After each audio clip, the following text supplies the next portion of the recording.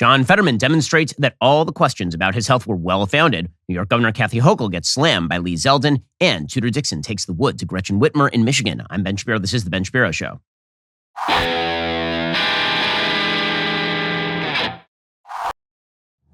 Today's show is sponsored by ExpressVPN. Thousands of my listeners have already secured their network data. Join them at expressvpn.com/Ben. Well, with the midterms coming up, here's something you should keep in mind. Every buck you spend is a vote. And there are a lot of companies out there, they don't like you very much, and they're spending the dollars that you give them on things that you don't like very much either. If you're an AT&T customer, just understand that AT&T is the owner of CNN.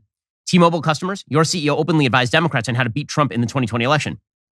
Well, why give your money to corporations that are then going to spend that money on a bunch of causes you don't like? Instead, give it to Pure Talk. Pure Talk not only believes in conservative American family values, they'll also give you the best service at a low cost. Unlimited talk, text, plenty of data for just $30 a month. The average family saves over $1,000 per year. I'm a Pure Talk customer. Switch over now for same network, same coverage, same phone, plus a lower bill and 30 days risk-free. Switching to Pure Talk only takes 10 minutes. It is a no-brainer. Now is your chance to show corporate America that you are done funding the things that they care about. Instead, spend less money and spend it on people who aren't going to, take the money and use it against you. Go to puretalk.com, enter code Shapiro, save 50% off your very first month of coverage. That's puretalk.com, promo code Shapiro for 50% off your very first month. Also, I got back last week from Israel and I was super duper jet lagged. But over time, that was cured. Why? Because of my magical Helix Sleep mattress. That mattress was made just for me. I missed it while I was away. And now I'm back on that Helix Sleep mattress. And last night I slept like a baby because that mattress was personalized to me. Helix has several different mattress models to choose from. They have soft, medium, and firm mattresses. Mattresses great for cooling you down if you sleep hot. Mattresses great for spinal alignment to prevent morning aches and pains. Even a Helix Plus mattress for plus-size sleepers. If you're nervous about buying a mattress online, you don't have to be. Helix has a sleep quiz that matches your body type and sleep preferences to the perfect mattress. Because why exactly would you buy a mattress made for someone else? I took that Helix quiz. I was matched with a mattress model that is firm but breathable. I tend to heat up a lot at night. I need a mattress that's going to cool me down. If you're looking for a mattress, go to helixsleep.com/Ben and take their 2-minute sleep quiz. You'll find the perfect mattress for your body and sleep type. We're talking 10-year warranty. Try it out for 100 nights risk-free. I'll pick it up free if you don't love it, but you will. I'm not aware that anybody has ever taken them up on this. For a limited time, Helix is offering up to $350 off all mattress orders and 2 free pillows for our listeners. It's their best offer yet. It's not going to last long. Hurry on over to helixsleep.com/Ben with Helix. Better sleep starts right now. Well, Democrats' midterm prospects are looking grimmer and grimmer as the days go by. We already knew that it was about a 50-50 shot that Republicans were going to retake the Senate. But governors' races all over the country look like they're starting to swing in the direction of Republicans. And this is because Democrats have nothing to run on. Remember that over the past several years, Democrats shut down their states. Democrats shut down their schools. Democrats created green passes for people who are vaccinated and discriminated against people who were not vaccinated, all on the basis that the unvaccinated were spreading the disease in a way that the vaccinated were not. All of that was, of course, predicated on very, very faulty or non-existent data. And what we saw last night in a series of debates across the country is the fact that Democrats have no defense for their own governance. You're seeing it in the polling data today. If you look at the polls all across the country, what you are seeing is that Republicans are basically now in striking distance in every major state. If you look at the polls in the Senate, for example, right now, according to the Real Clear Politics polling average, Pennsylvania is dead heat. That is before we get to the debate between John Fetterman and Mehmet Oz, which was just one of the saddest things I've ever seen in my entire life because John Fetterman is clearly not well, is clearly not healed from his stroke. His family, his campaign decided to put him on the campaign trail for some God knows why reason. And I would imagine that can't be good for your healing process because this did not look like a well person on the stage last night, as we'll show you in just 1 second. In New Hampshire, Maggie Hassan is now running about a 3-point race against Don Baldock, which means that the National Republican Senatorial Committee is now pouring money back into New Hampshire. They think that seat is in striking distance. In the Senate, you have North Carolina. Bud is running away with that race. In Nevada, Adam Laxalt is widely expected to win his race in Nevada. In Arizona, Mark Kelly and Blake Masters are now running a dead heat. In Georgia, Raphael Warnock is now falling behind Herschel Walker as this race closes. And you would expect, by the way, that in both Arizona and Georgia, the strength of the Republican at the top of the ticket on the governor's side is going to help drag those senatorial candidates across the finish line. People are going to go into the polls and they are going to see that they're going to vote for Brian Kemp in Georgia, for example, and Raphael Warnock is on the ballot. They're going to vote against him while they're there. Same thing is going to happen in Arizona if Carrie Lake is doing well, which she appears to be doing over there. J.D. Vance looks like he's finally pulling away in Ohio. Ron Johnson, who is widely expected to lose his race at the beginning of this particular cycle in Wisconsin, is now pulling away. And Marco Rubio, who was expected to be running a competitive race with Val Demings just a few months ago, is now pulling away from Val Demings in Florida. So what does that mean? I mean, if Republicans were to sweep, which is a possibility, because in politics, when there is a wave, the wave tends to move in one direction.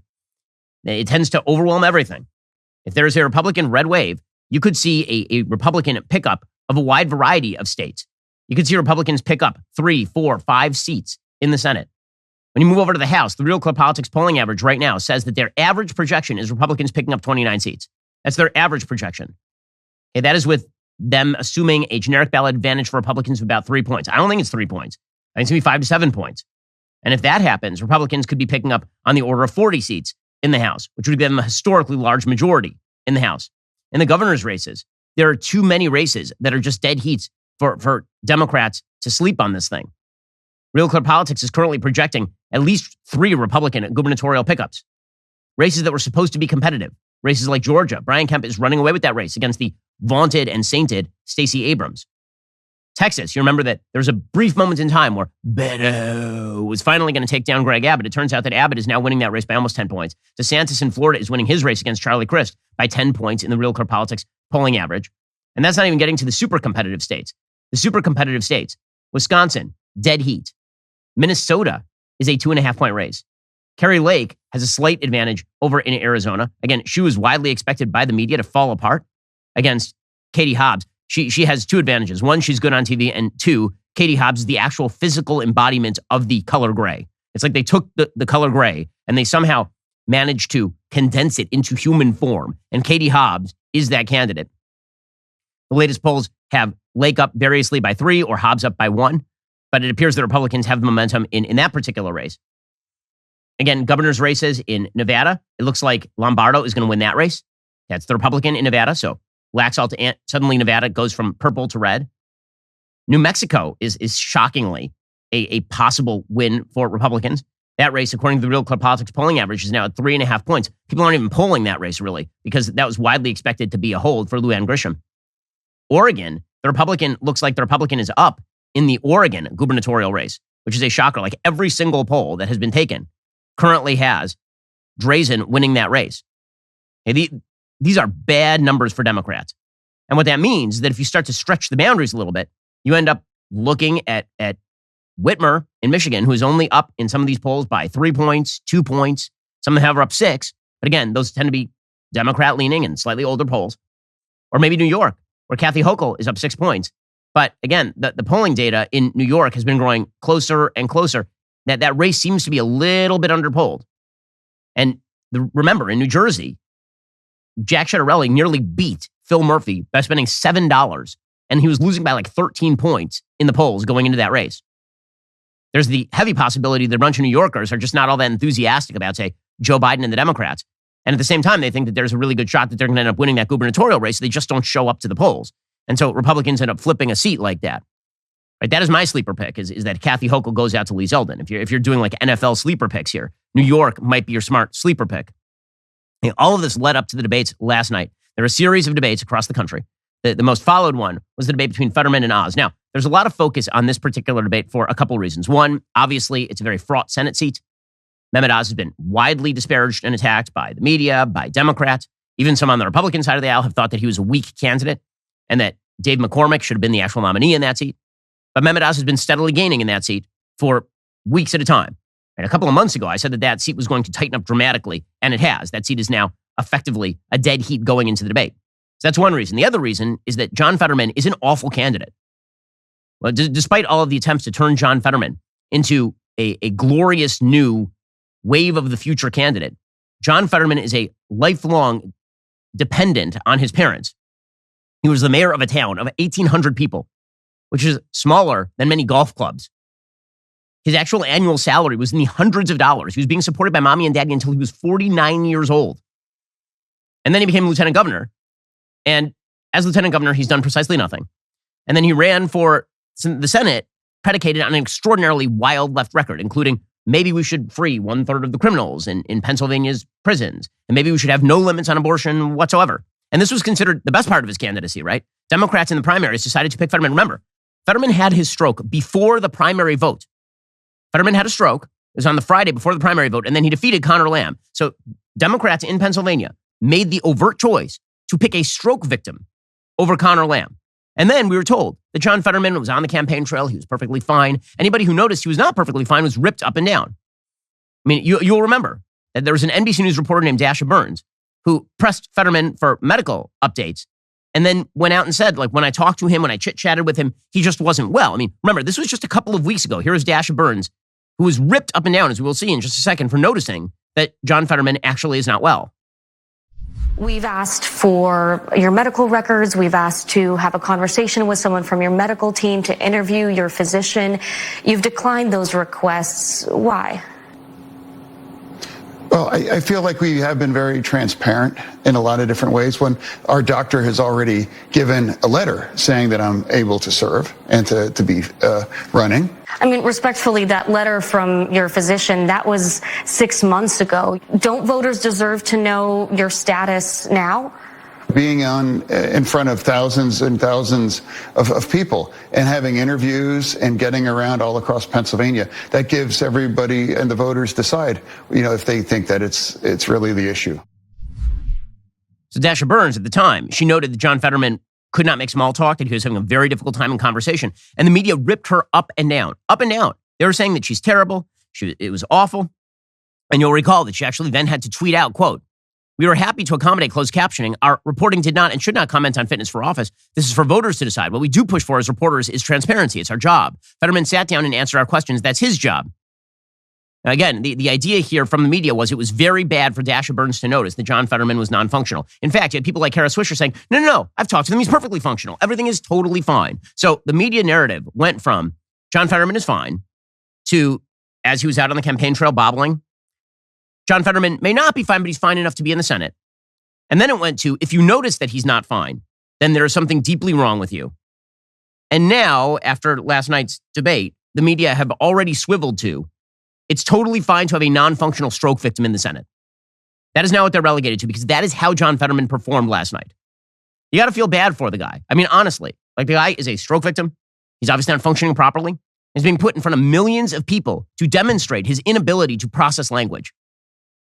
It's not good. I mean, like, it's hard not to make fun of the fact that there is a Democratic candidate for the Senate of the United States. This is not a 7th grade spelling bee. This is not a kid who's having difficulty, who broke his leg and he's out there playing on the 5th grade basketball team. This is for a Senate seat in the United States Senate. I mean, honestly, watch his answers last night, and it falls somewhere between tragic and tragicomic that Democrats have decided this is what they decided to do with this. Again, they made that choice. We didn't make that choice. They made that choice.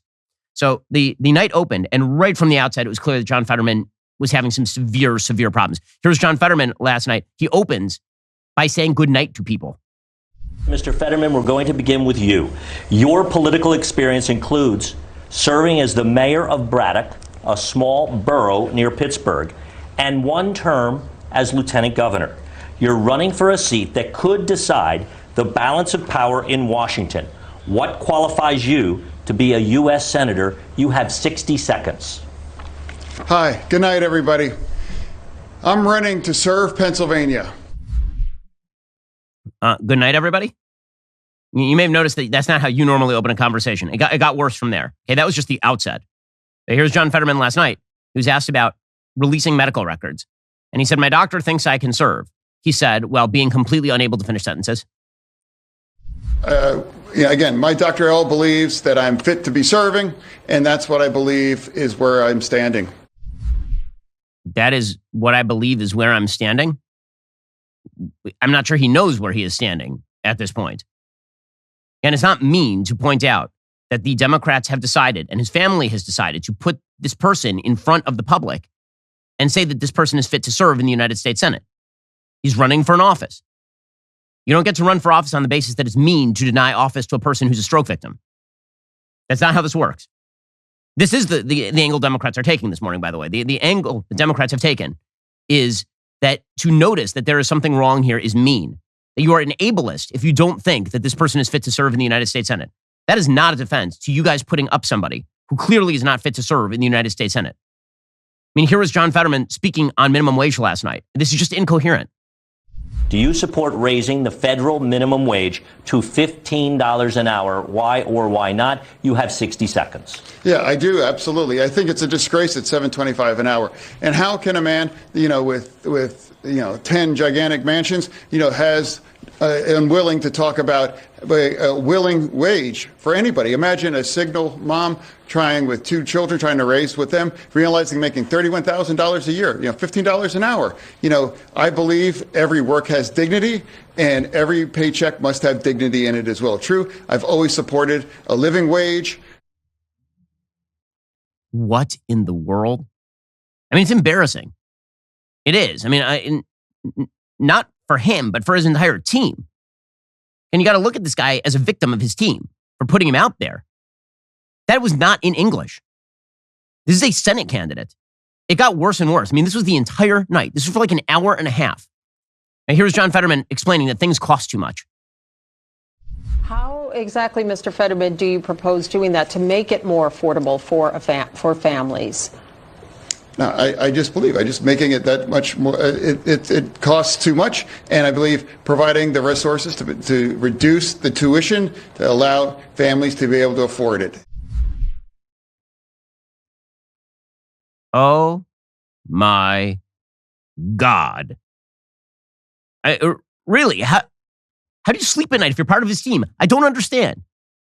I understand you want to win the Senate seat, but you'd have been better off if you were his team just making up some bullcrap excuse to not put him in this debate, because this is the most watched debate of the Senate cycle, and you put out a person who cannot get through, forget sentences, phrases.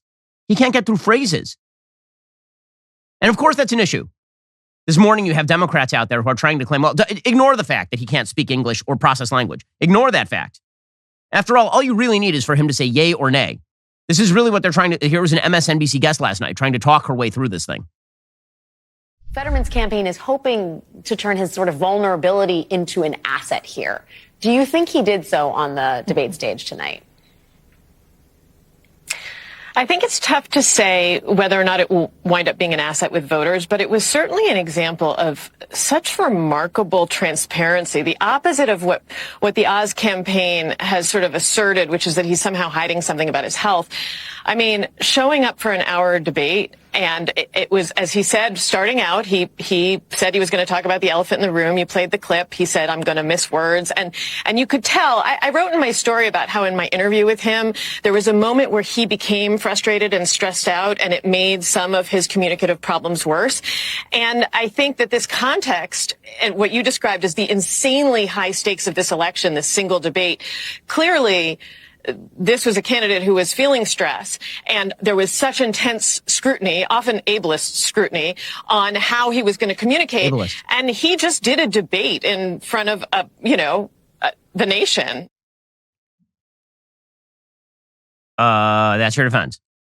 He was radically transparent. He won't release any of his medical records. He's radically transparent. Was he? Interesting. So your defense is, we're so proud of Timmy. I mean, this is, honestly, you want to talk about ableist? How about the idea that everybody in America is supposed to just wink and nod at the fact that the person can't speak English properly? Like, how about that? That's not ableist. That's a qualification. That is a qualification for office.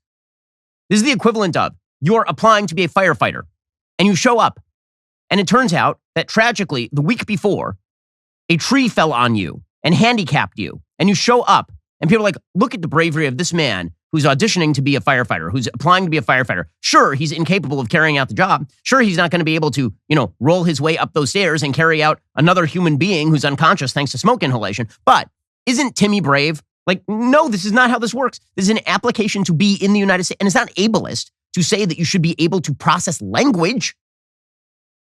My God, I know our standards for high office have fallen. I mean, the president of the United States is no longer alive. But have they fallen so far that it is now considered an act of bigotry to demand that your Senate candidates be able to speak the English language and understand the English language? I mean, Fetterman, it was like this all night long. It was so awkward. The worst moment for Fetterman is when he was asked about his statements on fracking. So Fetterman has a very long history of saying that he opposes fracking. In the state of Pennsylvania, it's a big deal because oil shale is a big thing, right? Fracking is enormous. All of Western Pennsylvania's economy largely is based on the fracking industry. And Fetterman has spent his career opposing the fracking industry. And now he's reversed himself. So he was asked about that.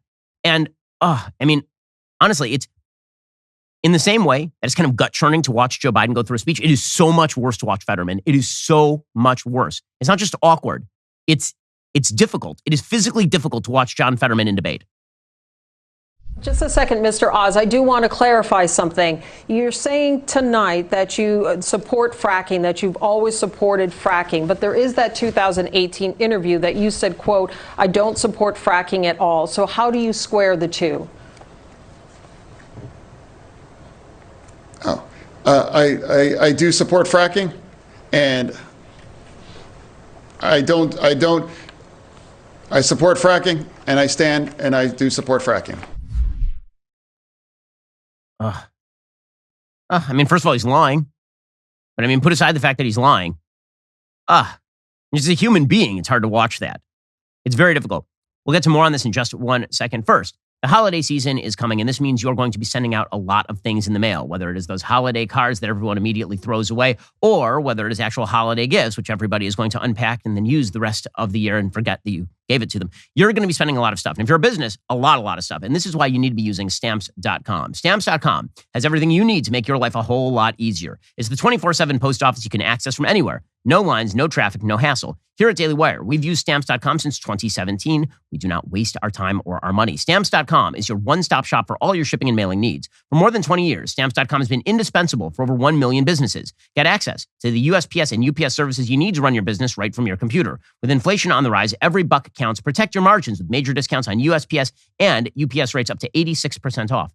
It's a stress-free solution for every small business. You can use Stamps.com to print postage wherever you do business. All you need is a computer and printer. If you need a package pickup, you can easily schedule it through your Stamps.com dashboard. Rates are constantly changing. With Stamps.com's Switch and Save feature, you can easily compare carriers and rates so you know you're getting the best deal every single time. Get ahead of the holiday cast this year. Get started with Stamps.com today. Sign up with the promo code Shapiro. Get a special offer. It includes a 4-week trial plus free postage and free digital scale. No long-term commitments, no contracts. Just go to Stamps.com and click that microphone at the top of the page and enter promo code Shapiro. Well, of course, that's not going to stop Democrats from trying to push John Fetterman over the line.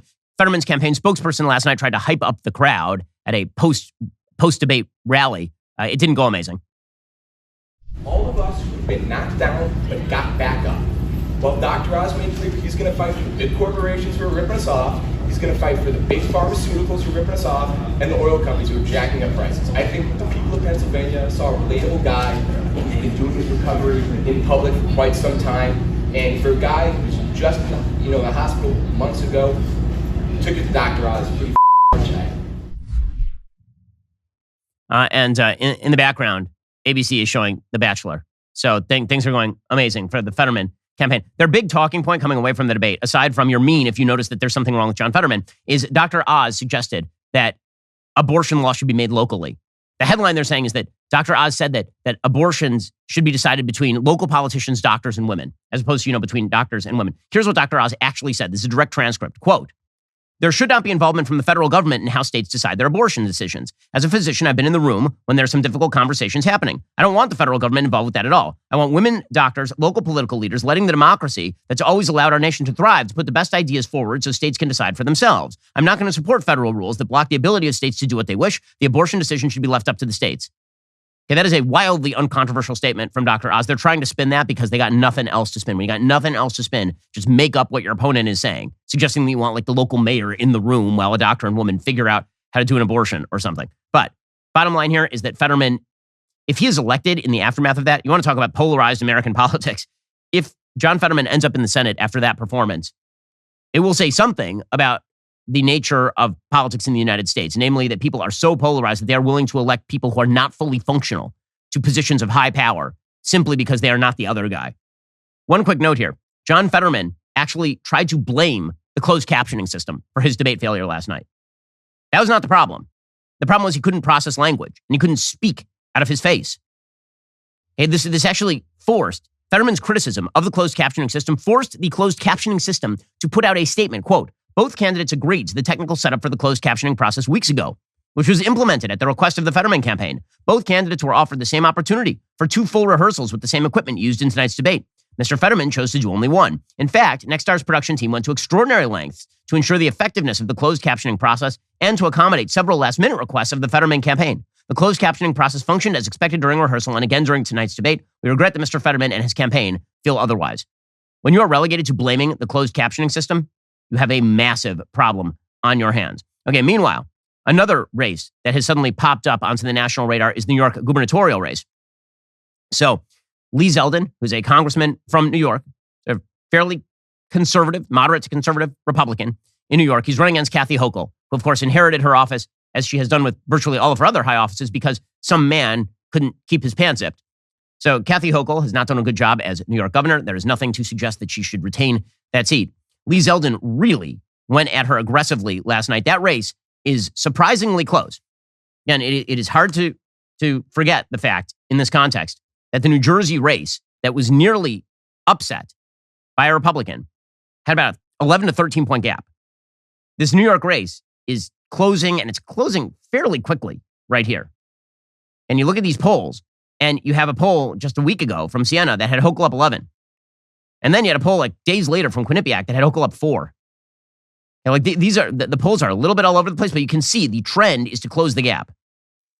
Right, back in August, Hochul had a 15-point lead on Zeldin.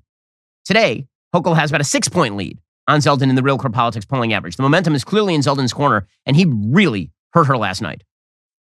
So Zeldin opened by saying, there's a reason people are leaving this state, and it's because of bad democratic governance.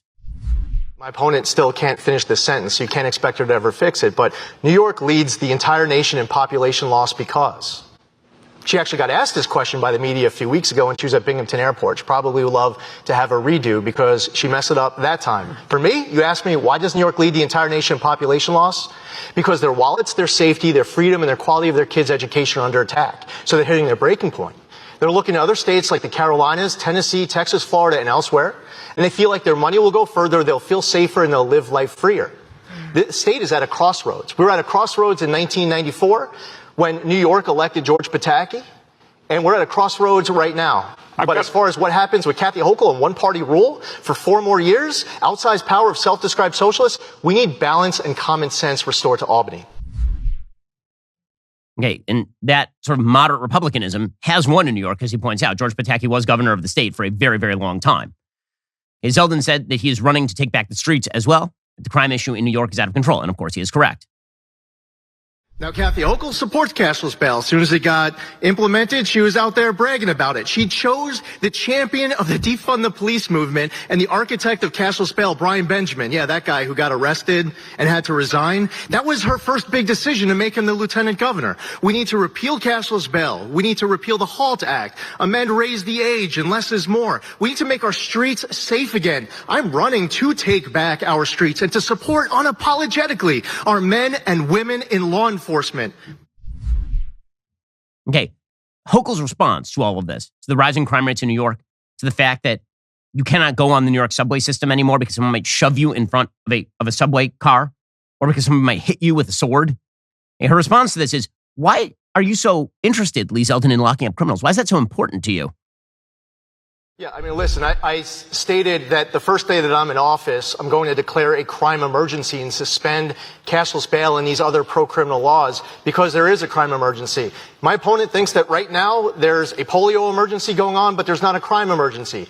Different priorities that I'm hearing from people right now, they're not being represented from this governor, who still, to this moment, we're halfway through the debate, she still hasn't talked about locking up anyone committing any crimes. Okay. Anyone who commits a crime under our laws, especially with the change they made to bail, has consequences. I don't know why that's so important to you. I don't know why that's so important to you.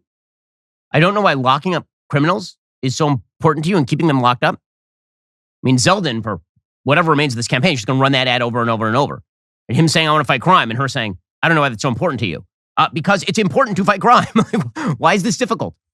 Plus, Kathy Hochul kept doubling down on masking of children, for example. And Kathy Hochul has run one of the strictest regimes in America with regard to COVID. And here she was continuing to push this sort of stuff. And will you follow the CDC's recommendation to add COVID vaccines to children's vaccine schedules? 1 year ago when I became governor, we were still experiencing the effects of the Delta variant, and it was scary. And children weren't able to get back to school unless we directed them to make sure that they had the opportunity to wear a mask. A mask was able to get kids back into schools. That is important to me, to keep children in schools. But at this point now, we have so many vaccines available. Remember, it wasn't that long ago when they were in short supply.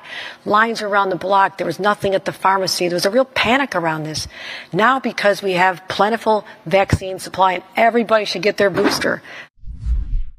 So there she is explaining that it was masks that got kids back to school. This is insane. Okay, what Kathy Hochul is saying right there, that it was her masking policy that got kids back into school, is nutso. It is nutso. The idea that masking small children who have no capacity to wear N95s, and again, there is no data, none, on whether a cloth mask is going to be effective against Omicron. The answer is, spoiler alert, no. The idea that she got kids back into school because of that, she delayed kids getting back into school by months and years because of her own bad policy. And there she is promoting that. And if Lee Zeldin doesn't close that gap, I will be a little bit surprised, honestly. Like, that's going to be a very close election, and it should be a very close election at the very least. Meanwhile, speaking of governors who did a horrible job during COVID, Gretchen Whitmer over in Michigan did a horrible job. You'll recall that she was barring people from going to the local feed store and buying seed, but she was allowing her husband to go out on the lake in his boat or whatever. Remember that Gretchen Whitmer was mandating masks and lockdowns and all the rest. She is now in a hotly fought gubernatorial race with Tudor Dixon. Tudor Dixon really took the wood to her last night over a lot of issues. She pointed out that Whitmer has taken the furthest left position as possible to take on education, for example. Here was Tudor Dixon last night saying that she is not going to value politics over parents. I will put parents over politics. I will put students over systems. Dixon also slammed Whitmer over the school closing. Whitmer had tried to claim she only closed the school for 3 months. Well, for the parents who are homeschooling their kids for a year, that came as kind of a surprise. Yeah, I'm pretty sure I just heard an audible gasp around town when Gretchen Whitmer said that kids were out of school for 3 months. Perhaps she wasn't paying attention to what was actually happening.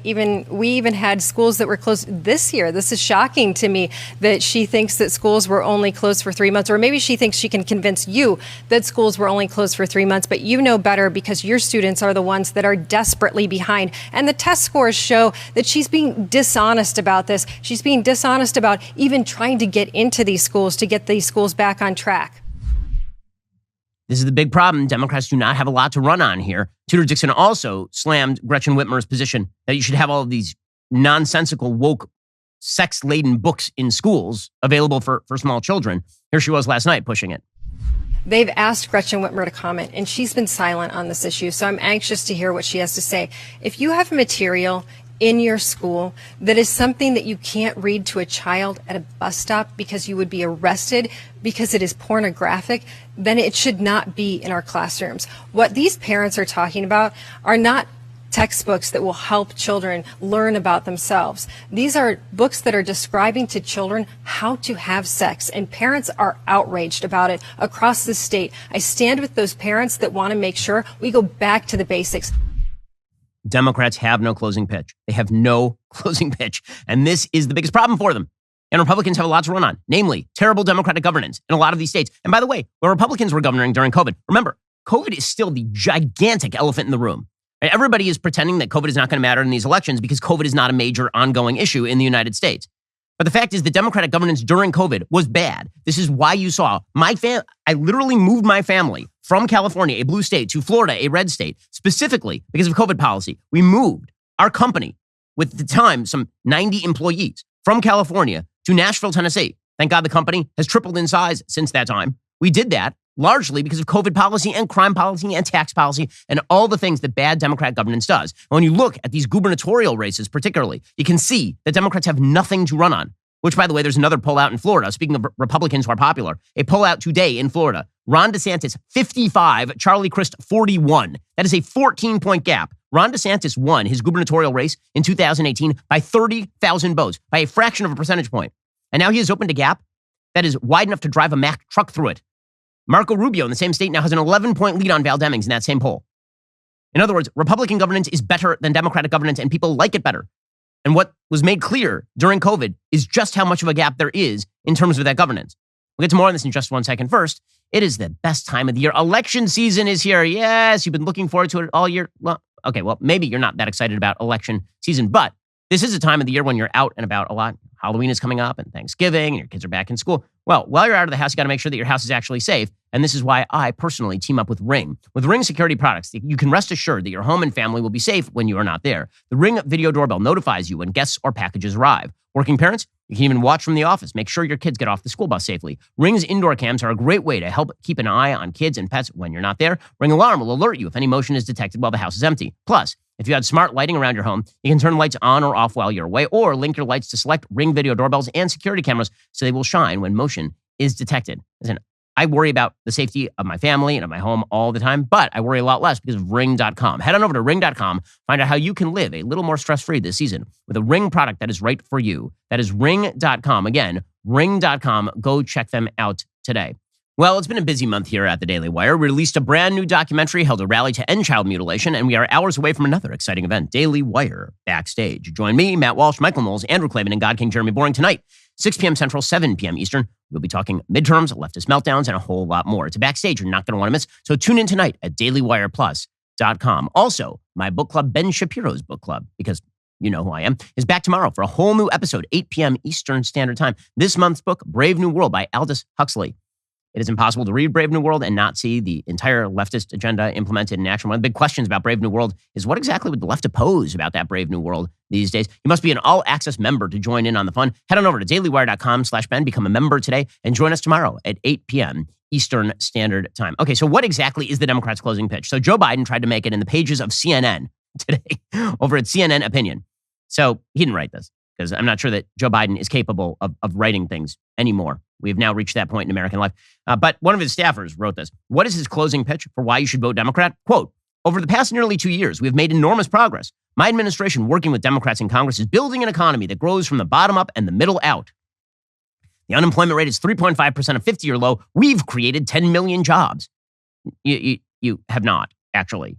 That would be the natural consequence of COVID ending. On my watch, Made in America isn't just a slogan, it's a reality. We have more work to do. Inflation, driven by the pandemic and Russian President Vladimir Putin's war in Ukraine, is a global challenge. I know a lot of people have a job and are still struggling to pay for groceries, gas, and rent. That's why I'm so determined to lower costs for families. I'm working to reduce the burden on working and middle-class people by bringing down the cost of everyday things they need for their families. Blah, blah, blah, blah, blah, blah, blah, blah, blah, blah, blah. Nope. That is what this is going to come down to. Nope. No one believes you. Inflation is at 40-year highs. Unemployment is soon to follow thanks to the ratcheting up of the interest rates that are necessary in order to quash the inflation. On the foreign front, the war in Ukraine continues to go on and on and on with no off-ramp in sight, and you've not articulated an off-ramp. You presided over the complete collapse of the United States' presence in Afghanistan and the turnover of that country to the Taliban. You're foisting radical social policy on Americans. You continue to maintain that there's a COVID emergency, sometimes, but not others. Plus, you don't seem capable of running the country. Joe Biden, as your closer, I mean, you know, every baseball team has a closer, right? You're leading in the game, and you bring in the guy who throws 100 miles an hour to get the last 3 outs. Joe Biden is a fourth grader who throws like a girl. You can't bring him in a Major League Baseball game as your closing pitch. It's not possible because he does stuff like this. Here was Joe Biden last night congratulating a person who apparently he believes is named Rashid Sunak on becoming the new prime minister of the UK. And whether it's the United Kingdom or just today, we've gotten news that Rashid Sunak is now the prime minister. As my brother would say, go figure. Rashid Sunak. You mean Rishi Sunak? Party. Would that be the person that you are talking about? Expected to become the prime minister, I think, tomorrow when he goes to see the king. Pretty astounding. A groundbreaking milestone, and it matters. It matters. He's deranged. the look of derangement across, that's the president of the United States. And meanwhile, they're pushing the things that really matter. So here's Karine Jean-Pierre, the world's worst press secretary yesterday, suggesting that one of the top priorities for this administration are trans rights are human rights. The most important thing for this administration is ensuring that your small child can be socially transitioned and then sterilized and then hopefully at some point in the future mutilated. That's the most important thing here. I want to be careful here because you're asking about a political ad, so can't respond directly to that ad. But what I want to say is, the president has been very, very clear, and you've heard us say this from this podium, and it will continue to be what we believe, which is transgender rights are indeed human rights, and I'll leave that there.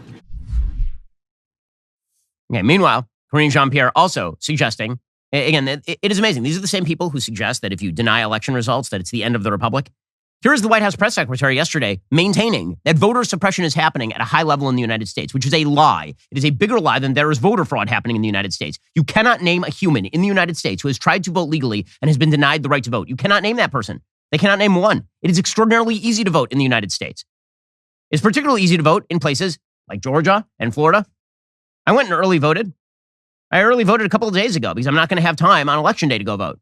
You know what it amounted to? I went to a website. I registered. I went in. I voted. It was that simple.